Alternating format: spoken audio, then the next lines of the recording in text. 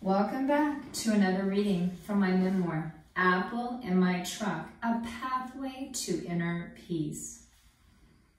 The year was 2010 when I was in training for the Ironwoman, which is a long-distance triathlon, 2.4 mile swim, 112-mile bike ride, and a marathon distance run. It was a great year for training and I enjoyed it. It was very challenging, but I made some really great friends that were also training for the Ironman. What I remember most about the whole day of the event was the end. The end when I was barely running at a slow pace around Tempe Town Lake in Arizona, and my son, Paul, who, by the way, his name in this book is Tony Joe. He was sitting there on the side of the water, and I remember he said, "Mom, you can run faster than that." And I was just so happy, my heart started pounding. And then I looked over and I saw my husband at the time, in the book his name's Peter. He had our dog Gus with him, and my sister Kat was also there.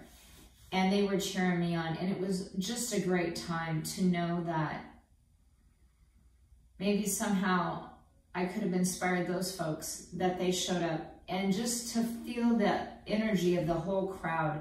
The coolest part about the Ironman race also is that the professional athletes are on the same course that day as the amateur athletes.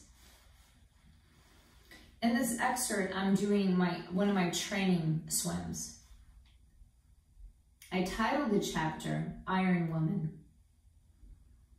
If I'd paused to ponder what the unidentified objects floating in the lake were, I would have most likely turned around and gone back home.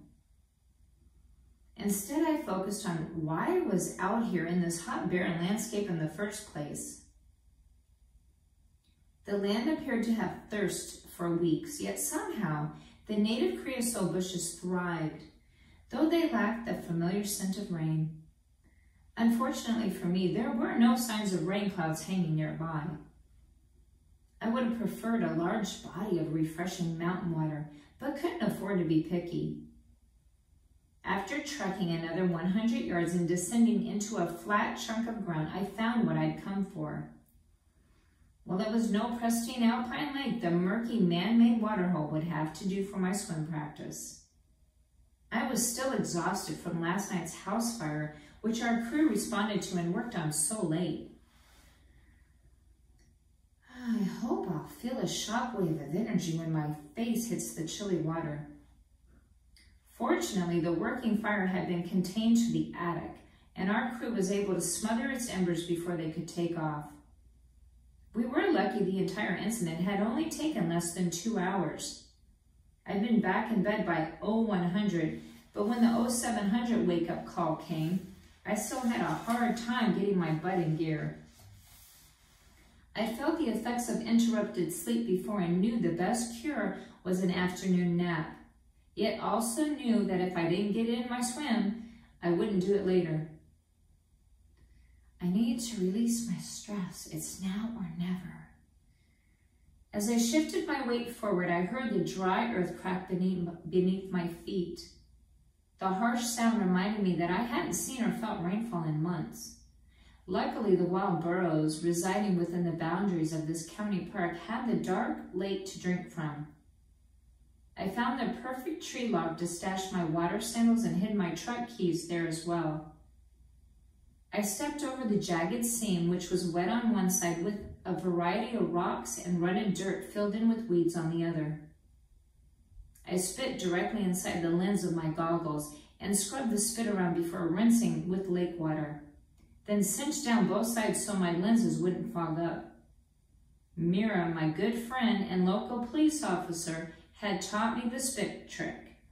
She told me, when you're out in open water, the last thing you want to deal with is not being able to see where you're going. Finally, I took the plunge.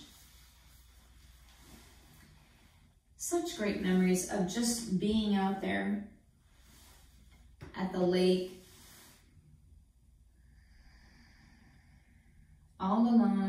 face in the water, exhaling. When I turned my head, I would inhale and exhale. And that calmness of just that single point of focus. Wow. I got to get back in the lake. Namaste.